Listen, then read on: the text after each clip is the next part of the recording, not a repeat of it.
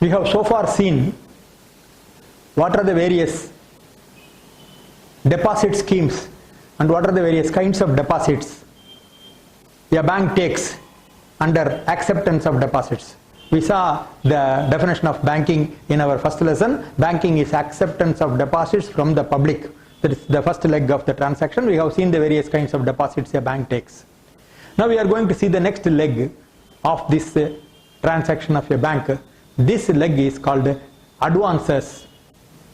A bank having taken deposits cannot remain complacent and lock all the money in the coffer or in the safety vault of the bank. It has to be given as advance because it has to earn interest. Only when the advance earns interest, the bank will have money to service the interest it has to pay to its customers who have deposited the money. Therefore, giving advances is an integral part of a bank's job function. So I will give you a brief economics of the bank advance. Suppose a bank takes 100 rupee as deposit. Out of this 100 rupee, what the bank has to do? Can the bank lend all the 100 rupees? No. First it has to give 4 rupees to Reserve Bank of India by way of cash reserve ratio. Earlier this CRR was 15%, nowadays it has come down to 4%. So out of 100 rupees, first 4 rupees we will give to our God, namely Reserve Bank of India, 4 rupees.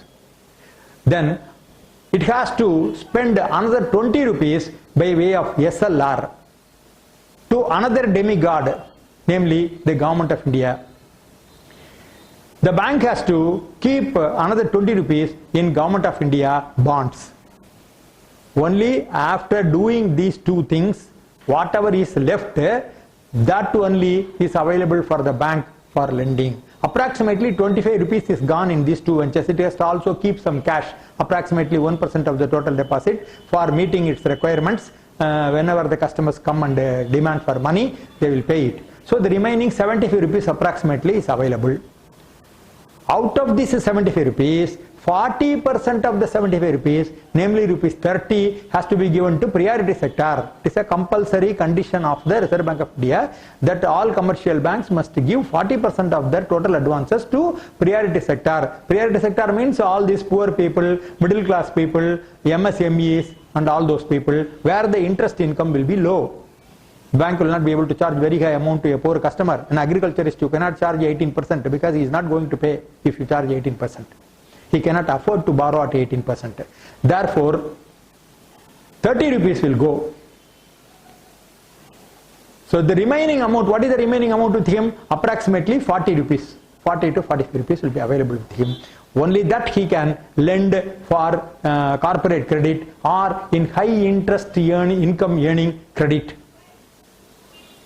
which will help him to boost the bank's income. Also, this corporate credit will give non-interest income. Suppose you open a letter of credit or you open a guarantee, you get a non-interest commission, which is a very good non-interest income, which is a commission which will boost the bank's bottom line. Therefore, only finally something around 40 rupees is left to the bank to give corporate credit or any other high yielding credit. So this is the basic economics of bank advance. Having seen the basic economics of bank advance, let us look at the broad categories of bank credit in India. The bank credit, any bank credit can be broadly categorized into retail credit and corporate credit. Retail credit means giving loans to large individuals, large number of individuals, for various purposes.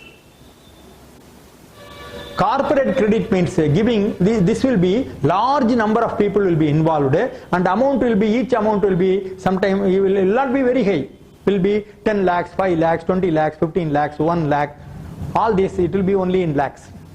On the other hand, in corporate credit, minimum will be 100 crores. So we will give to big industries and big corporate giants, we will be participating and giving loan. So basically bank credit can be divided into a retail credit in which the loans are given to small individuals, and small firms, MSMEs, partnership firms, and corporate credit is given to giants in the industry, and it will be 100 crores, 200 crores, like that. The retail credit has got three characteristics. It is multi-product, multi-customer group, and multi-channels. Multi-product means what? A bank has got several products under retail credit: housing loan, educational loan, agricultural loan, so many loans available for the individuals. Then multi-customer groups. It is not concentrating on one customer group. One customer group may be salaried fellow, another customer may be MSME, third customer group may be agriculture. So it is not going to be given to only one customer group. It is a multi-customer group. And then multi-channels. Some loans are given in the branch itself.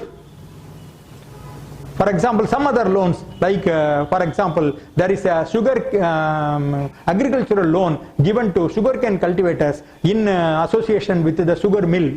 Such loans are given through the sugar mills. Some salary loans are given in some industries. So those loans are given by a tie-up with the industry. Therefore, these loans are going through several channels. So retail credit is characterized by multi-product, multi-customer groups, and multi-channels. And as far as corporate group is given various type of advances. We shall see what are the various types of advances that are being given to both retail group as well as corporate group. Now, what are the retail credit products of a common normal bank? Housing loan is the biggest retail product today. You will be surprised to know, before 1995, not a single housing loan was given by many banks. In fact, in the year 1985, I fought with my GM for giving only one housing loan. We had a very good customer and I wanted to give him a housing loan. So I was fighting with my GM. Finally, the proposal was rejected because I was told that in those days that you cannot, a commercial bank cannot venture into long-term loan, because housing loan extends to 15 years, 10 years, 15 years and all. Therefore, a commercial bank should not venture into long-term loans, and therefore that loan was rejected. But then 1990 came, all banks became universal banks. Reserve Bank of India permitted housing loans to be given. Today, the biggest retail product of any bank, the most profitable retail product of any bank is housing loan. Then educational loan that is being given to the students for completing their education. Then vehicle or auto loan. Banks give loan for purchase of cars. Banks give loan for purchase of bikes. Banks give loans for purchase of tractors for agriculturists. Personal loan, salary loans are being given by banks. Then loans to senior citizens. Senior citizens are normally not given any loan. In the case of senior citizens, they are eligible for reverse mortgage, in which a retired person can mortgage his house and then take a monthly income from the bank. It is a kind of a reverse of a housing loan. Then microfinance. Self-help groups are formed, and these self-help groups are given advances by various banks so that these self-help groups' income can go up. So this is only the, what should I say, this is not all the entire category of housing loans are not brought here. I have only given major important housing loans under the retail category. We shall see all these categories in detail when we are dealing with loans and advances in some other lessons.